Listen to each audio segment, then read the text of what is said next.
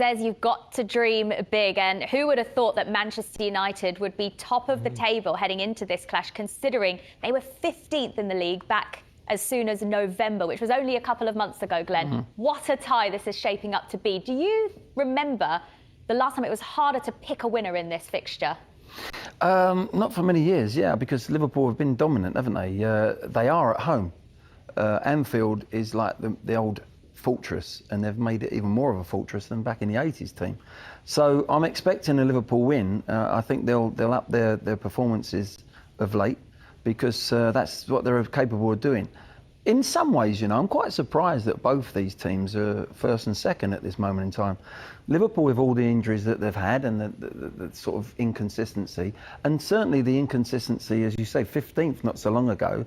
Ollie's done a fantastic job to get them to the top of the league, and they've almost crept there. I'm still a little bit worried for United. It could be a false dawn, in the sense, if you just imagine if Fernandes wasn't playing in the last 2 months for Manchester United, they would not be top of the league. He's held that team together almost on his own. Now, I just see other players now coming to the table. They're coming to the party. Your likes of Pogba now putting some good performances, and Martial at times, and Rashford. So I think now you might see the best of United coming round the corner. And that's a great sign for United. But I still got this nagging feeling they haven't done it against the top teams yet. And if they do it at Liverpool at the weekend, then they're there to stay. I really do. That's what I was going to say to you, Miguel, because at the start of the show, you're saying City and Liverpool. If United go to Anfield, we know they're great away from home, and win that game, they'll be 6 points clear of Liverpool. Then, is this a statement from Ollie where they do win big games? They had that run, didn't they, when they 4 semi-finals, we know that. But last season, that must-win game at Leicester, that was a huge game to get Champions League. They won that. So he can win big games. If he wins this one, are you going to say they can win the league? Yeah, I think so. I think that's why it's not just a big game or a rare, even bigger Manchester United-Liverpool game in the sense that both are top two. It's also in that it will tell us a lot, particularly about Manchester United. And I mean, you mentioned the kind of record against big teams. That's almost the nature of kind of streaky teams, which United have been. I mean, one of the hallmarks of Solskjaer's reign so far has been they go on these winning runs, then they go on these drop-offs, and it all alternates. And like last season, they were very good in big games, but not so good against the kind of the mid-table teams. And now they seem to have switched that, where they haven't won a big game yet this season. And of course, this Sunday is the opportunity. They're not on their own, though, are they? They're not on their own this year. There's so many teams like that. Chelsea have been like that. You know, Tottenham, even the likes of sort of Everton, Liverpool, of course. 7-0 at Palace. You think, wow, they're back. Losing 7-2 at Villa. And then they, they go and draw at home to West Brom and blah blah blah. So it has been so much like that, and this is why I just see Man City as the only team that are capable of being consistent. And if they get Aguero back as well, and Jesus came back in midweek, I just think they are the team, as usual. But City drew home to West Brom. They did, but at the moment, I think they're putting them teams away now, though. I really feel that they're beating them teams, whether they play really top level.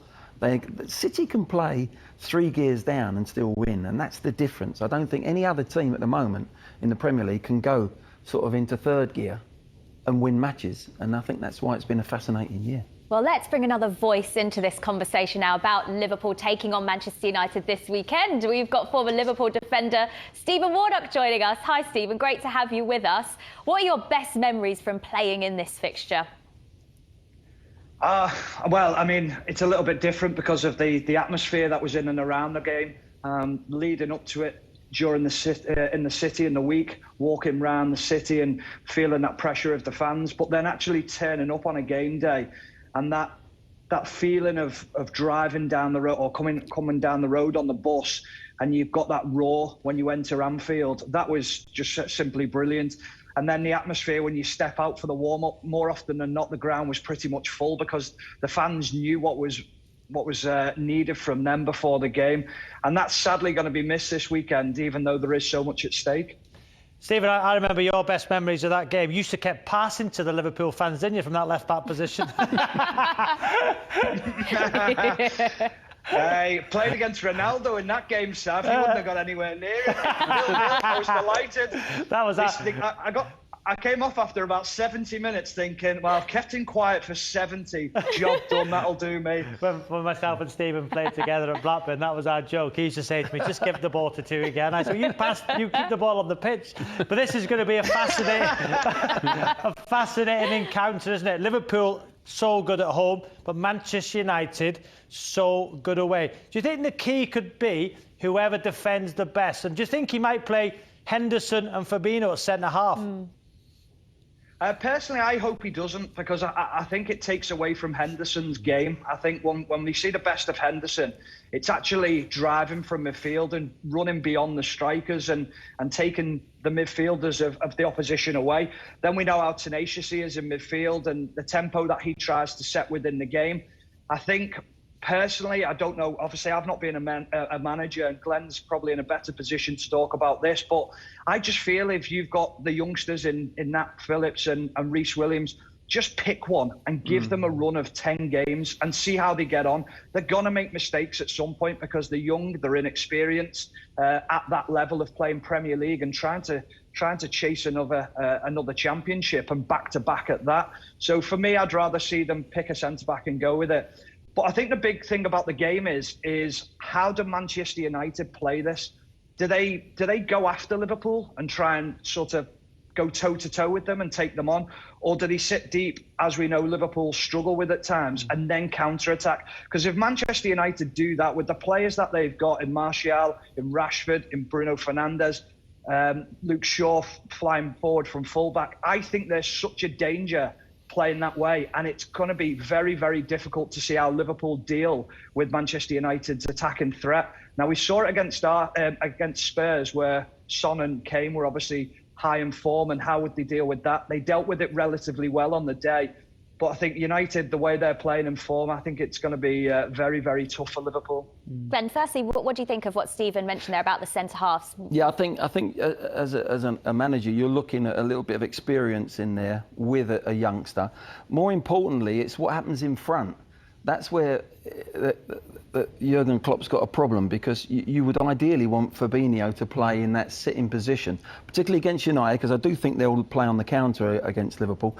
That is such a key position in front of those two centre-backs. You wouldn't go with the two youngsters without any shadow of a doubt, but that midfield needs somebody who's going to be aware of sitting and just sitting. And sometimes, you know, Liverpool have a lot of the ball. For me, another key player for me, Stephen, I don't know whether I think he'll start or not, but it's Thiago. Yeah. I think Thiago, we're going to see if he's fit and starts playing, they're a different team. He came on as sub the other day against, I think it was Villa, wasn't it? Or most passes on the touches of the ball. And he got man the match. Yeah. I mean, he is a real top player. When it's tight, I think what Stephen's saying, Liverpool, find it hard, maybe teams dropping off. With Thiago in the team, he can put that ball through the eye of a needle.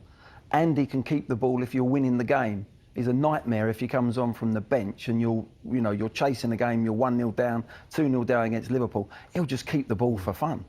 But he has got that killer ball as well, and I think he's going to be massive for Liverpool's chances of winning the league again this year. There is a real small chance that Matip could be fit for this game, and if he is, then that could change the way Jurgen Klopp actually sets up. Miguel, you had a question for Stephen, didn't you? I mean, it's quite late into the situation, but this is the first Liverpool United game in history without a crowd. And I think this could be maybe one of the matches where we notice it more than any other because of the history. And obviously, Stephen's played more than enough of these games. Do you think that'll be the case, or do you think it will have any influence? I think it's one of those games where you do. I mean, from a home point of view, you need that crowd. You want them behind you roaring. It's such a key component when you are playing at Anfield, and it's very difficult to go there. I've been there as an away team player as well, and it's very difficult to play in front of them crowds. I think from United's point of view, sometimes it's been a blessing in disguise for them, because it's the old cliche, we always use it, how quickly can you silence the crowd, how quickly can you get them anxious on the edge of the seats. And I think this Manchester United team would actually go to Anfield and enjoy that side of the atmosphere because of the way that they play and their counter-attacking football and the dangers that they cause on the breaks. Because you would get that shift in sort of feeling from the Liverpool fans. Every time Rashford picks the ball up, there would be an eerie silence. It was the same when Neymar and Mbappe came to town with Paris Saint-Germain. Every time they picked the ball up, there was that, oh, these are capable of creating something. And those guys are at the top of the game at the moment. And you're thinking when they pick the ball up at a packed Anfield, there would be that sort of that fear of what they're capable of achieving. So as a fullback, Stephen, I think Ollie's got a predicament. Does he go with the front four that started against Burnley, Martial, Cavani, Rashford, with Fernandes as a 10, or will he go a bit more safe with the 2 6s, i.e. McTominay and Fred, and put Pogba on that left-hand side and leave either probably Cavani out and put Martial down the middle? As a fullback... I think Martial's a slight injury doubt as well, isn't he? But if he's fit... If he's fit, yeah. Would you rather face the pace of a Martial, Rashford in the fullback position, or Pogba, being a bit more, defensive-minded? I'd rather face Pogba. I know, and that sounds a bit strange because he's world class and he's got that ability to pin you, roll you, and then pick his passes from wherever he wants to pick them from. You've got to be tight and in his face. But when you are facing a Rashford or a Martial, if fit, then the problem with paces is just that if you're a yard off, if you're just your positioning isn't quite right, it can be so dangerous to you. And plus, the fullbacks at Liverpool don't have that sort of that cover of Virgil van Dijk and the pace. They don't have that pace of Joe Gomez as well in behind. And that's what Liverpool have obviously lacked when they play this high line. It's very difficult to deal with. I think one of the biggest key battles I see, and Glenn alluded to it a little bit before, is the position of Thiago. Who deals with Bruno Fernandes in the team? Does he go and decide that Thiago sits in that holding role and deals with Bruno Fernandes, or does he decide, well, I actually want to play Thiago a little bit higher up the pitch so he can have a little bit more of an influence on passing the ball into the front three and leaving Jordan Henderson to deal with that position of Bruno Fernandes. There's so many brilliant battles all over the pitch. I actually can't wait for the game to see how it turns out.